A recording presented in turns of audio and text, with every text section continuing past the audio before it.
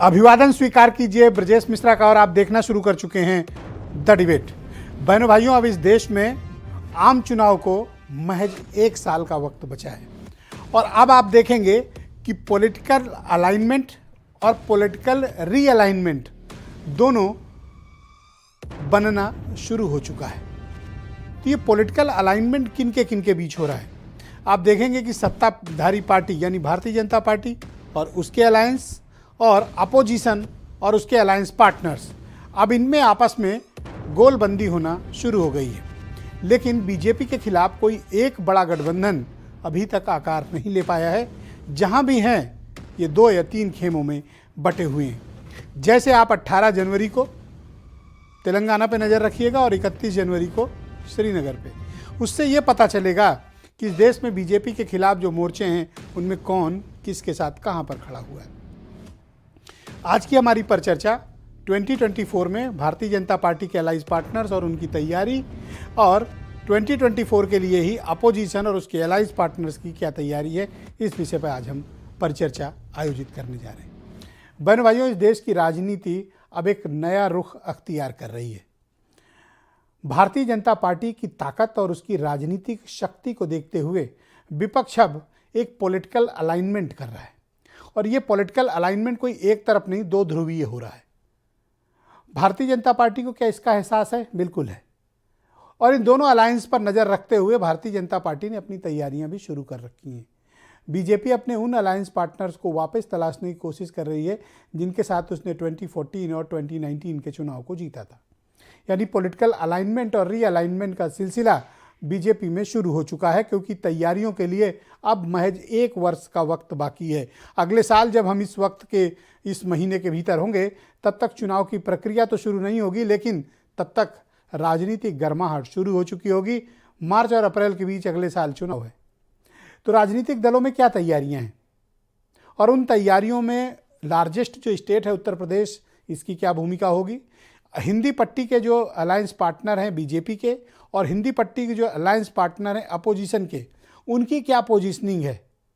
अखिलेश यादव से लेकर मायावती से होते हुए नीतीश कुमार और तेजस्वी यादव, ममता बनर्जी, ये सब लोग क्या करने जा रहे हैं? मसला दिल्ली से शुरू होता है और पश्चिम बंगाल तक जाता है।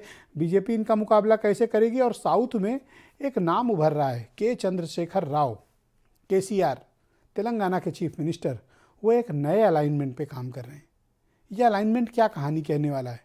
और आप उधर उड़ीसा भी देख लीजिए, सटा हुआ राज्य है, वहाँ भी भारतीय जनता पार्टी के पास हालांकि सीटें सब जीत करवाए थे, लेकिन वहाँ सरकार बीजेपी की नहीं है, अपोजिशन की है। ऐसी स्थिति में बीजेपी 2024 का मुकाबला इन सब के मुकाबले कैसे करेगी? और कई राज्यों में तो ऐसा हुआ है कि जहाँ बीजेपी ने ऑप्टिमम यानी सबकी सब सीट जीत रखी थी 2019 में, कहीं एक आध सीट छोड़ी हो तो छोड़ी हो। क्या अब उन सीटों को बचा पाना ही बीजेपी के लिए चुनौती है? उस परफॉर्मेंस को दोहराना बीजेपी के लिए चुनौती है? या फिर ये जो 2 अलाइनमेंट तैयार होना है, एक जो कांग्रेस के नेतृत्व में और दूसरा जो अभी तैयार हो रहा है, जिसका अभी कोई लीडर तय नहीं है, लेकिन वो धीरे धीरे एक रुख अख्तियार कर रहा है। और इसमें कोई छोटे मोटे लोग नहीं, इसमें भी ताकतवर लोग हैं, लेकिन इसमें नॉन बीजेपी नॉन कांग्रेसी अलायंस है जिस पर KCR काम कर रहे हैं। लेकिन इसका सबसे महत्वपूर्ण घटक हैं ममता बनर्जी। अब देखने वाली बात होगी वो कांग्रेस अलायंस के साथ खड़ी होती हैं या KCR जो बिल्टअप कर रहे हैं उसके साथ खड़ी होती हैं। तो यानी अब इस देश की राजनीति के अलाइनमेंट का सिलसिला शुरू, यानी युद्ध होने को है। अब ये तय हर राजनीतिक दल को करना है कि उसको लड़ना किस पाले से है, इस पाले से या उस पाले में। अकेले लड़ाई अब कोई नहीं लड़ेगा। अब किसी न किसी गुट के साथ, किसी न किसी वर्ग के साथ मिलकर ही लड़ाई आगे लड़ी जाने वाली है। आज की परिचर्चा हम इस विषय पर करेंगे। आप कुछ बयान सुन लें, फिर मैं एक बड़ी डिबेट को आगे बढ़ाऊंगा जिसमें मैं आपको बताऊंगा कि 18 जनवरी को तेलंगाना के खम्मम जिले में, ये खम्मम जिला बेसिकली विशाखापत्तनम के आसपास है और यह आंध्र प्रदेश से लगा हुआ इलाका है, और यहाँ पर के चंद्रशेखर राव एक बड़ी रैली आयोजित कर रहे हैं और इस रैली में खास अट्रैक्शन है अरविंद केजरीवाल, भगवंत मान और उत्तर प्रदेश के पूर्व मुख्यमंत्री समाजवादी पार्टी के राष्ट्रीय अध्यक्ष अखिलेश यादव। 31 तारीख को कांग्रेस भी एक बड़ा शो कर रही है श्रीनगर में, जहां पर भारत जोड़ो यात्रा का समापन है और वहां 31 दलों को न्योता भेजा है। फारूक अब्दुल्ला से लेकर स्टालिन तक को न्योता गया है और ममता बनर्जी से लेकर गुजरात तक के नेताओं को। कांग्रेस 31 तारीख को श्रीनगर में अपना बड़ा शक्ति प्रदर्शन करने जा रही है। यानी 18 और 31 को तय होगा कि इस देश में अलाइनमेंट किसके पास मजबूत है, बीजेपी के खिलाफ केसीआर या कांग्रेस। कुछ बयान सुनिए। राहुल गांधी और केसीआर एक क्षेत्रीय दलों के नेता होकर रह गए हैं। इनकी सोच दकियानूसी है और इनकी सोच देश को प्रगति और विकास को रोकने वाली सोच है और कई बार इनके बयानों से देश भी अपमानित होता है और नेता तो अपमानित होते रहते हैं। राहुल गांधी जी 30 तारीख को श्रीनगर में यात्रा का समापन करेंगे। हम सभी अपने विपक्षी साथियों के साथ में वहां बैठेंगे। वहां से सिर्फ दिल्ली को ही संदेश नहीं जाएगा, भारतीय जनता पार्टी को ही संदेश नहीं जाएगा, वहां का संदेश पाक ऑक्यूपाइड कश्मीर पर तिरंगा लहराने के लिए भी होगा और इस्लामाबाद को भी संदेश जाएगा। बैठक तो हमने देखा कि ममता जी ने भी प्रयास किया, शरद पवार ने भी प्रयास किया, उधर नीतीश जी भी इस बात को बोल रहे थे, लेकिन कोई सकारात्मक रिजल्ट नहीं है।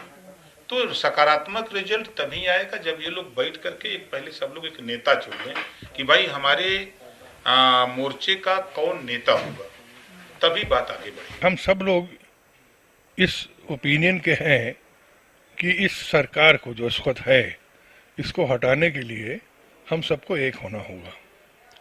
जहाँ तक हमारी पार्टी का सवाल है, माननीय हमारे जो राष्ट्रीय अध्यक्ष जी हैं उनका ये कहना है कि अभी वो पार्टी के लोगों से बात करेंगे और जो ओपिनियन उन सब का होगा तो अकॉर्डिंगली उसको उस पर कार्रवाई होगी। ये जो मैं जिक्र कर रहा था कांग्रेस की श्रीनगर के प्रोग्राम का, वो 31 जनवरी नहीं बहनों भाइयों, एक संशोधन है कि वो 30 जनवरी को प्रोग्राम है। इस डिबेट को आगे बढ़ाते हैं मेरे साथ आलोक अवस्थी हैं, भारतीय जनता पार्टी के प्रवक्ता।